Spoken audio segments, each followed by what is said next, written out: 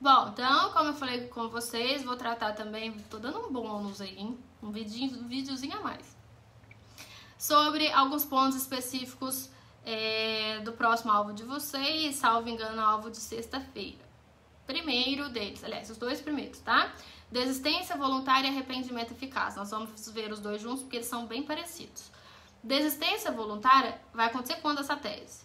O agente, você vai ver na prova. O agente inicia os atos executórios, mas por vontade própria interrompe esse processo, abandona a prática dos outros meios, dos atos necessários que estavam em sua disposição para consumar o delito. Então, é uma conduta negativa.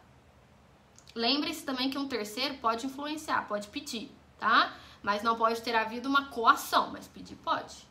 Então, existe o que aqui? Uma vontade livre do agente, mas não precisa ser espontânea, não precisa surgir sozinho na cabeça dele. E é incabível nos crimes unissubsistentes, ou seja, aqueles que são realizados por um único ato, porque um único ato já causou o delito, acabou.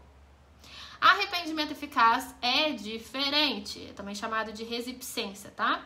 Depois de já praticados todos os atos que ele tinha, os atos executórios suficientes para consumar o crime, o agente se arrepende. Então, ele adota providências que são aptas para impedir o resultado. Então, é cabível somente também nos crimes materiais, é uma conduta positiva, é um fazer.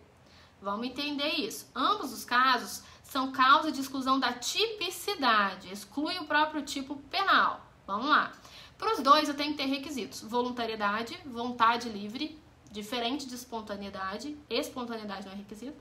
Segundo, eficácia. Para que se apliquem esses institutos, a conduta do agente deve ter sido eficaz para impedir a consumação. Se ele só tentou, mas ele não conseguiu evitar, aí não. Aí vai ser cabível somente uma atenuante genérica. Artigo 65, inciso 3, a linha B, lá do Código Penal. Além disso, nós temos algumas características da desistência voluntária e do arrependimento eficaz. Primeiro, os motivos que levaram a gente a optar por esses institutos da desistência voluntária e do arrependimento eficaz são para nós irrelevantes, tanto faz. Segundo, não vão acontecer com crimes culposos. Terceiro, são incompatíveis com crimes formais e de mera conduta. Por quê? Porque se o crime ele é formal ou de mera conduta, a simples realização da conduta já implica na sua consumação automática. Então não tem como impedir que o resultado se produza pela natureza do crime. Agora, esses institutos, eles se comunicam aos partícipes? A participação tem o autor e os partícipes, né? Pessoal, temos aqui uma corrente que prevalece. Comunicam-se aos partícipes. Por quê? Porque a conduta do partícipe ela é acessória. Então, ela não pode ser punida se não houve crime, né? Porque tira a tipicidade. O fato não constitui crime, então o partícipe também não pode ser considerado como criminoso nessa situação. Quais são as consequências, né, da desistência voluntária e do arrependimento eficaz? Gente, o agente não responde pela tentativa, não responde pela forma tentada do crime que ele desejava, mas só pelos atos já praticados. Em outras palavras, a desistência voluntária e o arrependimento eficaz eliminam a tentativa, vez que para a tentativa, a não consumação é por circunstâncias alheias à sua vontade. Não é o caso, não é? Tá. Próximo, arrependimento posterior é diferente do arrependimento eficaz. Aqui vai ocorrer quando o responsável pelo crime praticado sem violência à pessoa, sem grave ameaça, voluntariamente, até o recebimento da denúncia, recebimento da queixa pelo juiz, restitui a coisa ou repara o dano que foi provocado pela sua conduta.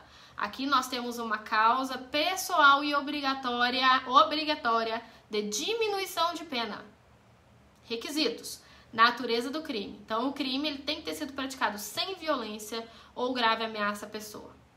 A violência à coisa é possível, a pessoa não. Tá? Então, pensa aqui comigo. Será que cabe arrependimento posterior em caso de violência culposa sem querer? De acordo com a doutrina, sim, é cabível. Isso porque, nesse caso, não teve uma violência na conduta. Teve uma violência, foi no resultado. É o que se dá, por exemplo, na lesão corporal culposa, que é crime de ação penal pública condicionada à representação. E aqui pode ter reparação do dano. Pode acarretar em renúncia do direito de representação, se tiver a composição civil dos danos, de acordo lá com o 74 da Lei 9.099, vocês vão ver futuramente comigo. Segundo, tem que ter a reparação do dano ou restituição da coisa. Tem que ser de forma voluntária, pessoal, exceto se comprovada a impossibilidade de se pagar integralmente. Terceiro, até o recebimento da denúncia. Então isso, a reparação do dano, a restituição da coisa, tem que ser feita até o recebimento da denúncia. Ainda que pague os juros ou correção monetária posteriormente, o principal tem que ser pago até o recebimento. Agora, e se o agente restituir a coisa ou reparar o dano depois do recebimento da denúncia? Nesse caso, ele não vai ter o benefício do arrependimento posterior, mas só uma circunstância atenuante do 65, inciso 3, a linha B do Código Penal. Fala lá que sempre vai atenuar a pena quando o agente procurado por sua espontânea vontade, com eficiência depois do crime, evitar ou minorar as suas consequências, ou antes do julgamento ter reparado o dano. Qual que é a diferença, né, do arrependimento posterior, que é uma causa de diminuição de pena até o recebimento da denúncia, para a causa atenuante depois do recebimento? Gente, diminuição de pena, ela reduz muito mais a pena do cidadão. A atenuante não. A atenuante é um golinho, é um pouquinho, tá? Já a causa de diminuição de pena não. Ela diminui bastante. Então, por isso que até o recebimento da denúncia a gente busca esse arrependimento, porque aí a pena daquele cliente vai reduzir bastante. Mas se foi feito depois do recebimento, não vou ter esse instituto, mas vou ter um benefíciozinho, que é atenuante ali do artigo 65, inciso 3, a linha B do Código Penal. Ó, um montão de teses estou trazendo para vocês, tanto no vídeo passado quanto nesse. Quarto, voluntariedade não é espontaneidade, tá? É a voluntariedade. Então, para o arrependimento posterior, gente, redução da pena de 1/3 até 2/3. E depende do quê? Da celeridade e da voluntariedade. Quanto mais rápido e se voluntário, reduz mais. Temos algumas características aqui. A reparação do dano, a restituição da coisa, ela tem natureza objetiva. Então, ela se comunica com os outros coautores e os outros partícipes. Além disso, a recusa do ofendido não impede a redução da pena, é obrigatória. Além disso, em algumas situações, não se aplicará, porque existe norma específica mais benéfica, mais favorável, se houver a reparação do dano.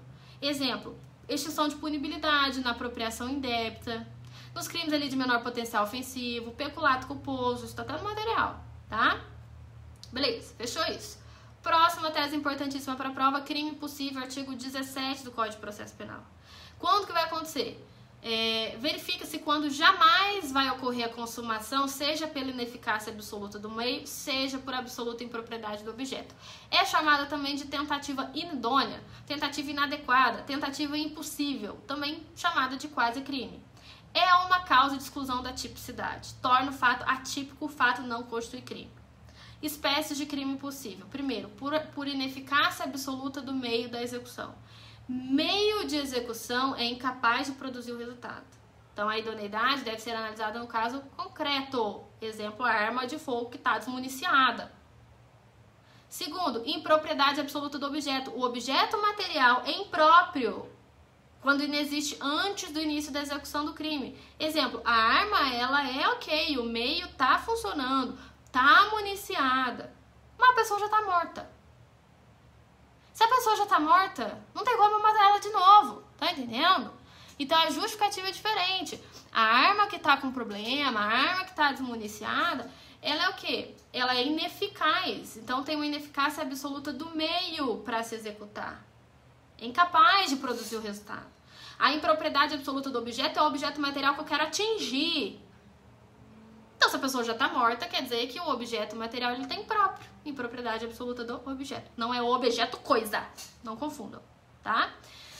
Súmula importante aqui, STF, súmula 145, fala lá que não tem crime quando a preparação do flagrante pela polícia torna impossível a sua consumação. Né? Pacificado, entendimento do Supremo Tribunal Federal, no sentido de que em determinadas situações, se a polícia se preparar o flagrante, né, de modo a tornar impossível a consumação do delito, a situação importa em crime possível, não havendo, então, qualquer conduta que mereça a reprimenda do Estado.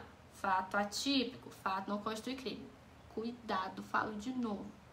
Pacote anticrime inseriu na lei de drogas e no Estatuto do Desarmamento aquela figura do policial disfarçado. Com o intuito do quê? com a intenção exatamente de evitar que ocorra o crime impossível em razão do flagrante preparado, quando tiver indícios probatórios de conduta criminosa pré-existente. A gente sabe que está acontecendo o delito, eu preciso fazer essa preparação, né? Então vem o pacote anticrime e traz a figura do agente disfarçado agora. E uma outra súmula que eu quero que vocês leiam é a 567.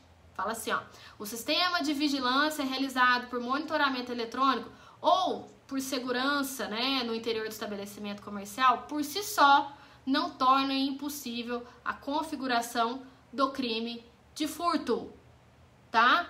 Pessoal, o que acontecia aqui? Vinham muitas teses falando assim, o fulano tá ali furtando várias coisas dentro daquele pequeno mercadinho do seu bairro.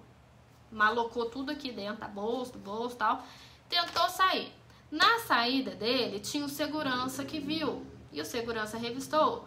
Ou tinha vídeos, né, câmeras de vídeo ali filmando em tempo real. A pessoa conseguiu sair, a câmera de vídeo não pegou, a câmera de vídeo pegou, na hora de sair pegou o cidadão. As teses que argumentavam aqui, poxa,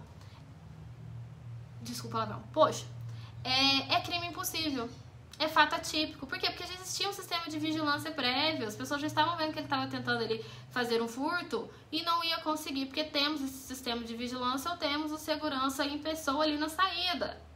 Pessoal, isso não estava colando. Então, o que vem essa súmula e fala? Fala que o simples fato de existir sistema de vigilância dentro do estabelecimento ou segurança na saída do estabelecimento, segurança pessoal ali, uma pessoa, por si só, não fazem com que aquela conduta se transforme em um crime impossível. Seria impossível ele consumar porque temos um sistema de segurança. A gente sabe bem que não. Então, nesse caso, ocorreria o quê? A pessoa só não consumou o delito por circunstâncias alheias à sua vontade, que foi a segurança do estabelecimento. Então, o que teremos aqui? Um furto consumado? Não, porque a pessoa não conseguiu sair. Teremos uma tentativa de furto. A tentativa prevalece e não o crime impossível. Se ele conseguiu sair e a gente foi ver só na câmera depois, aí nós temos um furto consumado, que a pessoa conseguiu ter a posse mansa pacífica ali de forma desvigiada, tá? Então, cuidado com essa pegadinha dessa súmula, vale a pena a gente mencionar sobre, tá? Pessoal, é isso, algumas teses importantes.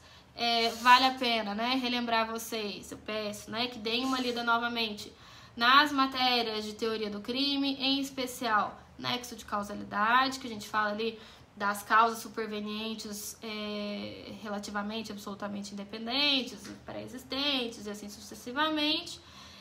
As questões também relacionadas a erro de tipo e as questões de excludente de culpabilidade, né? Temos ali a minoridade, por exemplo, tudo aquilo que já veio no material prévio de vocês, tá bom? É isso, pessoal, estou à disposição, até a próxima videoaula.